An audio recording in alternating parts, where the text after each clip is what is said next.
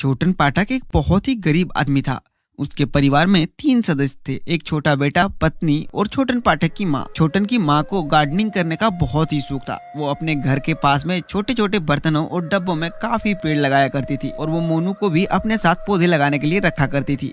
एक दिन छोटक पाठक की पत्नी कुछ खराब नींबू को फेंकने जा रही थी। अरे बहू, तुम नींबू को मत फेंको, इसे यहाँ रख दो, मैं इससे नींबू का पौधा उगा लूंगी। अरे माँ जी, आप भी ना गजब करती हैं। इतने सारे तो पौधे लगाए हैं, अभी ये सड़े हुए नींबू का क्या करेंगी आप? बहू, उसकी चिंता तुम मत करो, मैं इसे कहीं ना कहीं लगा ही लूंगी। शाम के समय में छोटन की माँ ने और मोनू ने दोनों मिलकर नींबू को बो देती है। दादी बताओ ना, ये नींबू कब तक बड़े होंगे? अरे बेटा, अभी तुम्हें कई दिन इंतजार करना पड़ेगा। अभी तो वह बस मिट्टी के अंदर गया है, उसके बीज अंकुरित होंगे, फिर पौधा निकलेगा। दादी, जब ये पौधा बाहर निकलेगा ना, तो मैं उसके साथ ढेर सारी बातें करूंगा। मोनू पेड़ पौधों से बहुत ही प्यार करता था और उससे बातें भी करते रहता था। कुछ हफ्ते बीत गए और एक छोटा सा प्यारा सा पौधा निकल आया, लेकिन वो पौधा बहुत ही अजीब था क्योंकि उसमें आधा नींबू लगा हुआ था। दादी, आपने देखा, हमारे पौधे में एक आधा नींबू भी लग चुका है और वह दिखने में भी काफी सुंदर है। अरे मेरे नादान मोनू, नींबू फल के साथ नहीं उगते, बल्कि पहले उसका पौधा आता है, फिर उसके कई महीने बाद उसमें नींबू लगते हैं। ये दोनों बातें कर ही रहे थे कि छोटन पाठक उदास होकर घर आता है। अरे छोटन बेटा, तुम्हें क्या हुआ?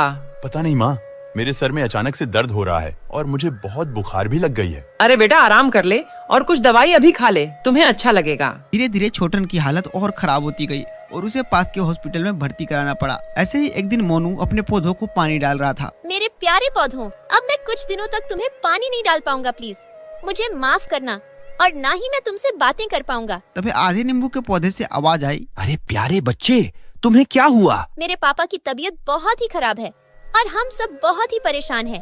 अब हम सब हॉस्पिटल में ही रहेंगे। तुम परेशान मत हो, मेरा एक नींबू तोड़कर अपने पिताजी के माथे पर रख देना और कहना, हे जादुई पेड़, मेरे पापा को ठीक कर दो। मोनू नींबू को लेकर के हॉस्पिटल चला जाता है। बेटा, तुम ये क्या फालतू की चीज कर रहे हो? ऐसे करने से कोई ठीक होता है क्या? पापा, मैं सच बोल रहा हूँ, वह पेड़ जादुई है, वह मेरे से बातें करता है। आप प्लीज मुझे एक बार करने दीजिए। मोनू प्रार्थना करता है और छोटन के शरीर में हलचल हो जाती है और वो ठीक हो जाता है। फिर मोनू अपने पूरे परिवार से उस नींबू को मिलवा